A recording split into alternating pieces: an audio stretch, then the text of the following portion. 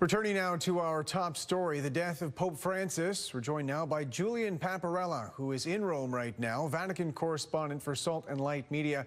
Julien, thanks for being with us. Tell us about your relationship with Pope Francis. In 2018, I was invited to take part in a gathering that happened in Rome.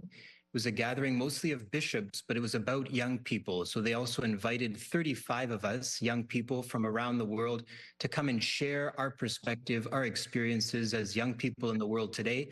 And this meeting happened over the course of a whole month, and the Pope was there every single day. So obviously, it's quite awe-inspiring being with someone that powerful, so to speak. But what I discovered is that he was really a man who's so down to earth, very accessible, very relatable. Do you have a special memory of a time you spent with the Pope? I saw him a number of times here in Rome at different events at the Vatican, but I think what struck me most, especially as a Canadian, was his visit to Canada in 2022.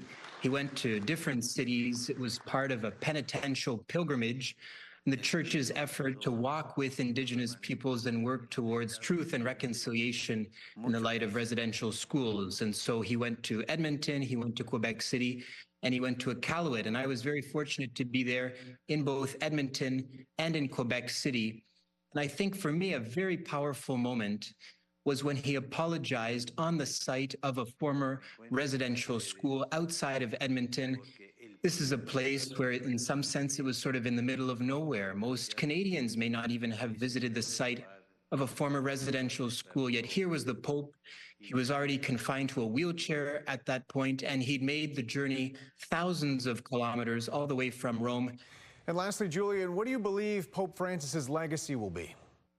I think Pope Francis will be remembered for the way that he really put into practice the message of Jesus. It's someone who, right from day one of his pontificate, emphasized the importance of mercy, of compassion, of reaching out to those who are on the margins and the sidelines of society. He really became a symbol of what he was preaching. He walked the talk, so to speak.